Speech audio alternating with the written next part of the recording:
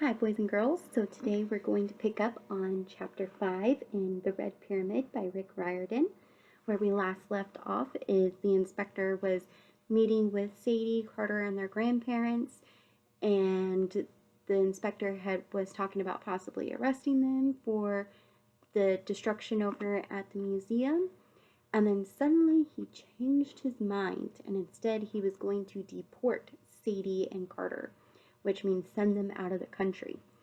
And so when he left, Amos reappeared. And they realized that the inspector changed his mind because of something Amos had done. And Amos said that Carter and Sadie were now going to go live with him. And they were trying to figure out how they were going to get to the United States. And Amos said they were going to go by boat. And suddenly, after he drew a hieroglyphic, a reed boat showed up with somebody standing in there. And they were just getting ready to go out and go to the boat. Okay? So let's pick back up with Chapter 5. We meet the monkey. And this one is in Carter's point of view. It's Carter again. Sorry. We had to turn off the tape for a while because we were being followed by, well, we'll get to that later. Sadie was telling you how we left London, right? So anyway, we followed Amos down to the weird boat docked at the quayside. I cradled Dad's work bag under my arm. I still couldn't believe he was gone. I felt guilty leaving London without him, but I believed Amos about one thing. Right now, Dad was beyond our help. I didn't trust Amos, but I figured if I wanted to find out what had happened to Dad, I was going to have to go along with him. He was the only one who seemed to know anything. Amos stepped aboard the reed boat. Sadie jumped right on, but I hesitated. I'd seen boats like this on the Nile before, and they never seemed very sturdy. It was basically woven together from coils of plant fiber, like a giant floating rug. I figured the torches at the front couldn't be a good idea, because if we didn't sink, we'd burn. At the back, the tiller was manned by a little guy wearing Amos's black trench coat and hat. The hat was shoved down on his head so I couldn't see his face. His hands and feet were lost in the folds of the coat. How does this thing move? I asked Amos. You've got no sail. Trust me, Amos offered me a hand. The night was cold, but when I stepped on board, I suddenly felt warmer, as if the torchlight were casting a protective glow over us. In the middle of the boat was a hut made from woven mats. From Sadie's arms, Muffin sniffed at it and growled. Take a seat inside, Amos suggested. The trip might be a little rough. I'll stand, thanks, Sadie nodded at the little guy in back. Who's your driver? Amos acted as if he hadn't heard the question. Hang on, everyone. He nodded to the steersman, and the boat lurched forward. The feeling was hard to describe. You know that tingle in the pit of your stomach when you're on a roller coaster and it goes into free fall? It was kind of like that, except we weren't falling, and the feeling didn't go away. The boat moved with astounding speed. The lights of the city blurred. Then we were swallowed in a thick fog. Strange sounds echoed in the dark, slithering and hissing, distant screams, voices whispering in language I didn't understand. The tingling turned to nausea. The sounds got louder, until I was about to scream myself. Then suddenly, the boat slowed. The noises stopped, and the fog dissipated. City lights came back brighter than before. Above us loomed a bridge, much taller than any bridge in London. My stomach did a slow roll. To the left, I saw a familiar skyline. The Chrysler Building, the Empire State Building. Impossible, I said. That's New York. Sadie looked as green as I felt. She was still cradling Muffin, whose eyes were closed. The cat seemed to be purring. It can't be, Sadie said. We only traveled a few minutes. And yet, here we were, sailing up the East River right under Williamsburg Bridge. We glided to a stop next to a small dock on the Brooklyn side of the river. In front of us was an industrial yard filled with piles of scrap metal and old construction equipment. In the center of it all, right at the water's edge, rose a huge factory warehouse heavily painted with graffiti, the windows boarded up. That is not a mansion, Sadie said. Her powers of perception are really amazing. Look again, Amos pointed to the top of the building. How did you? My voice failed me. I wasn't sure why I hadn't seen it before, but now it was obvious. A 5-story mansion perched on the roof of the warehouse, like another layer of cake. You couldn't build a mansion up there. Long story, Amos said, but we need a private location.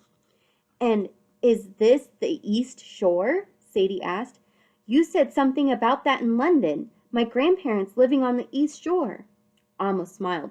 Yes, very good.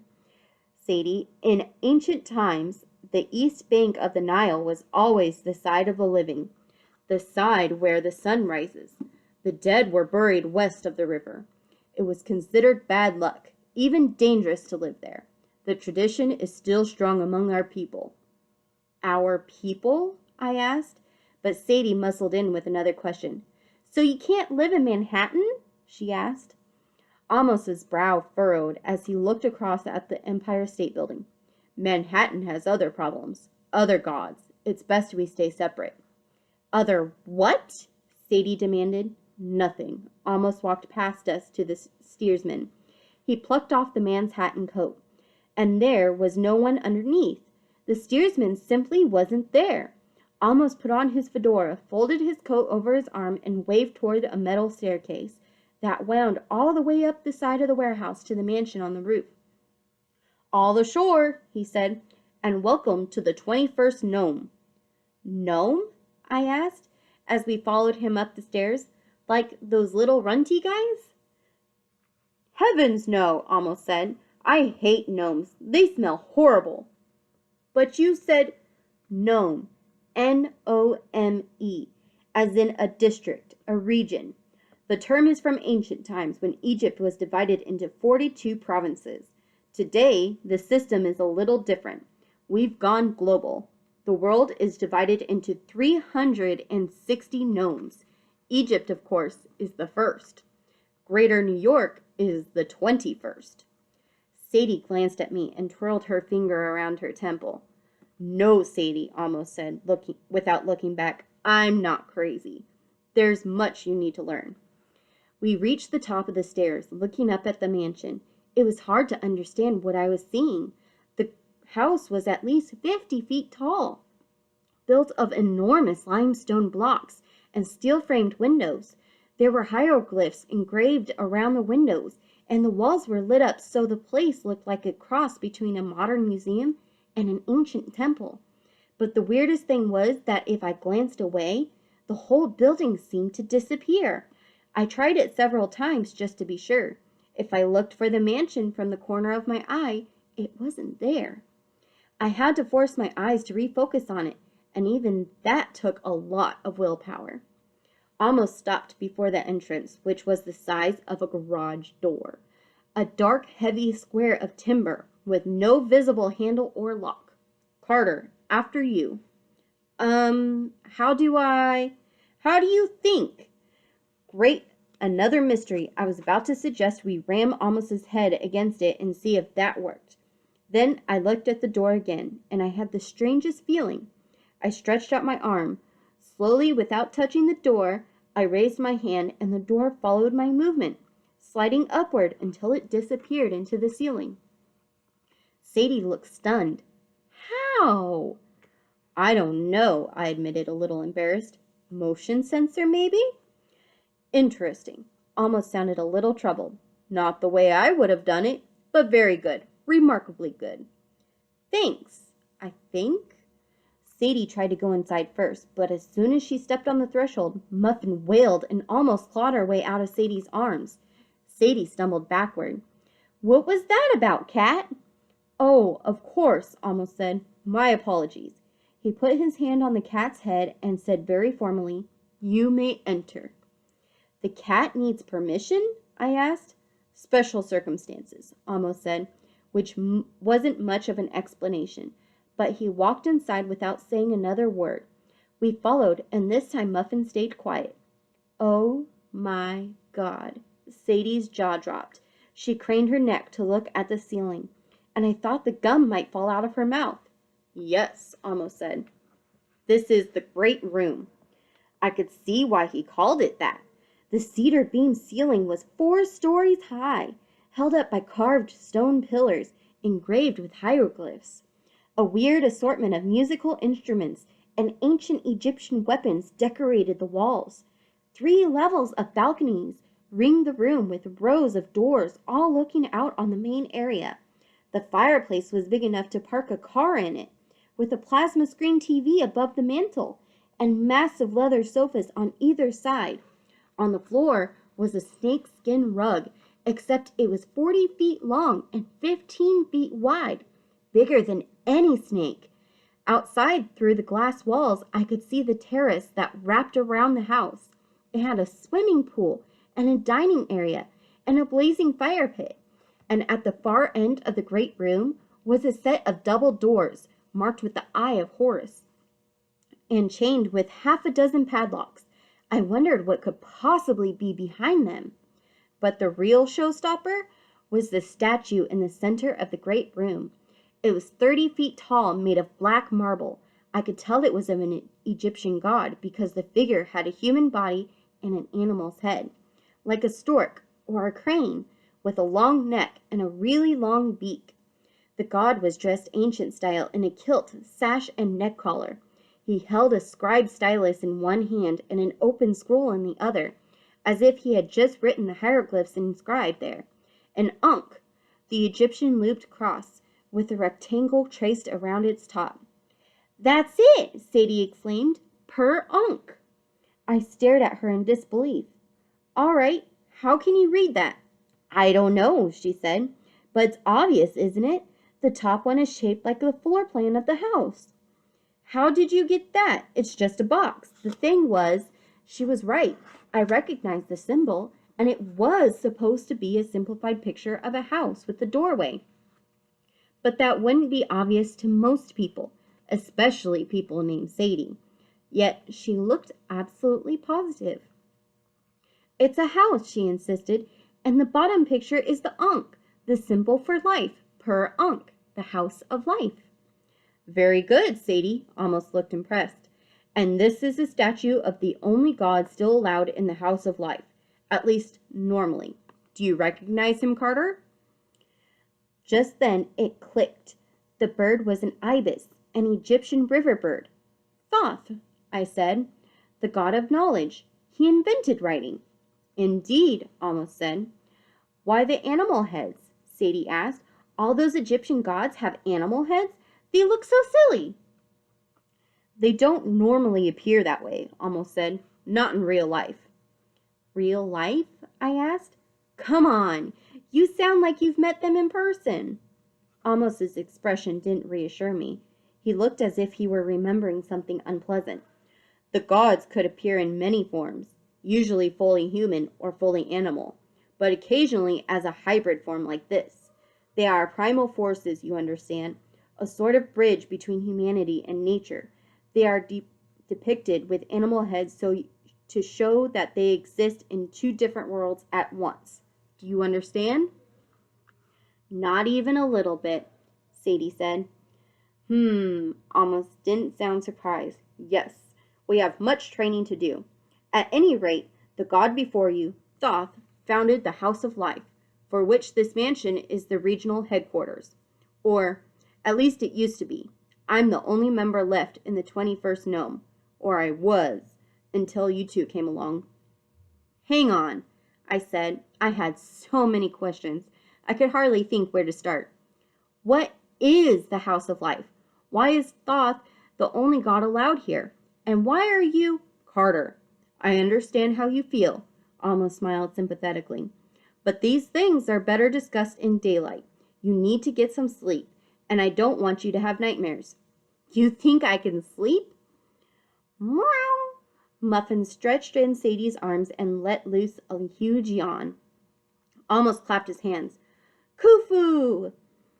I thought he'd sneezed because Khufu is a weird name, but then a little dude about 3 feet tall with gold fur and a purple shirt came clambering down the stairs. It took me a second to realize it was a baboon wearing an LA Lakers jersey. The baboon did a flip and landed in front of us. He showed off his fangs and made a sound that was half roar, half belch. His breath smelled like nacho-flavored Doritos. All I could think to say was, "The Lakers are my home team."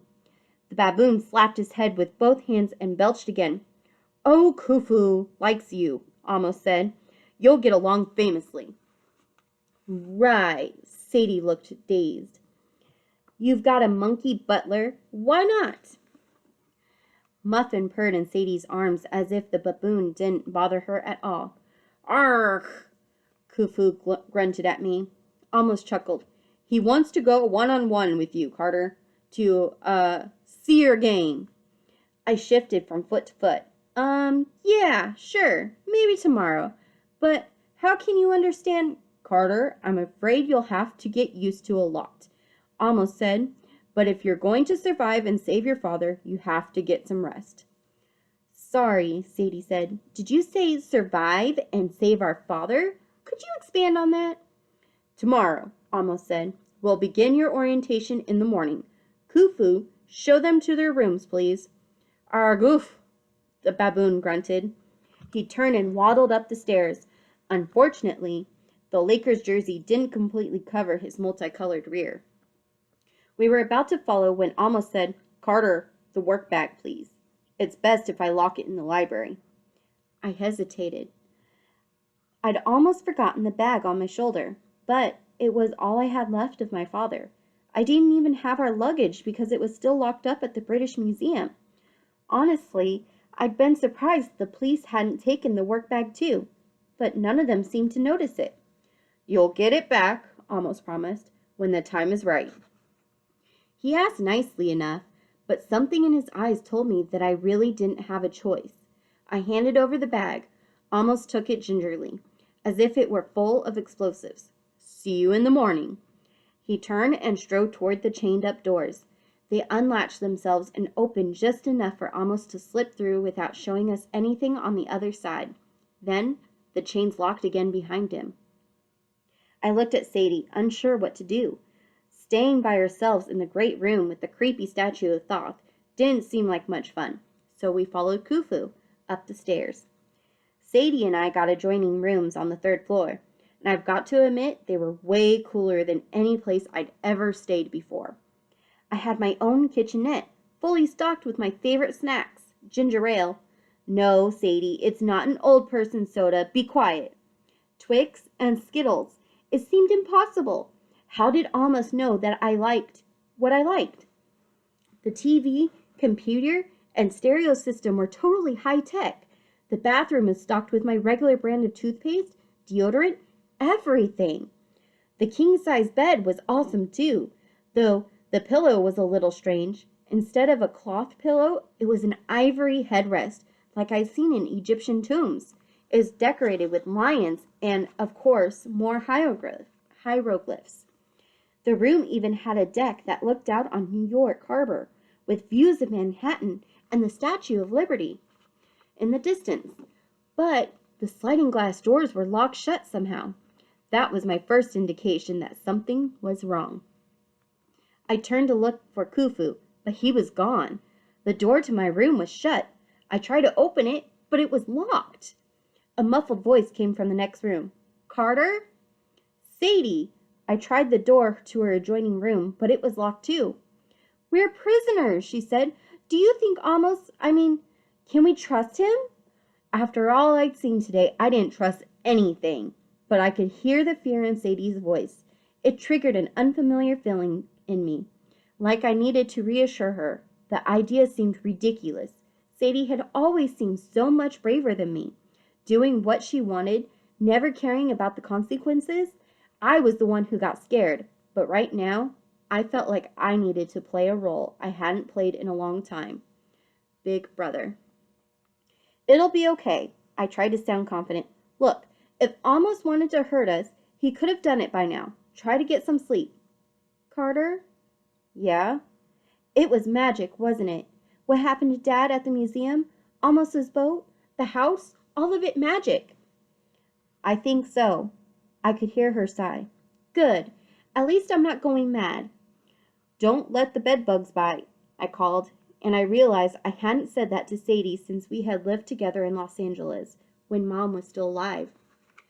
"I miss Dad," she said. "I hardly ever saw him." "I know, but I miss him." My eyes got a little teary, but I took a deep breath. I was not going to go all week. Sadie needed me. Dad needed us. "We'll find him," I told her. "Pleasant dreams." I listened, but the only thing I heard was Muffin meowing and scampering around exploring her new space. At least she didn't seem unhappy. I got ready for bed and crawled in. The covers were comfortable and warm, but the pillow was just too weird. It gave me neck cramps, so I put it on the floor and went to sleep without it. My first big mistake. And that's where we're going to stop today, boys and girls. I hope you all have a wonderful day. See you next time. Bye.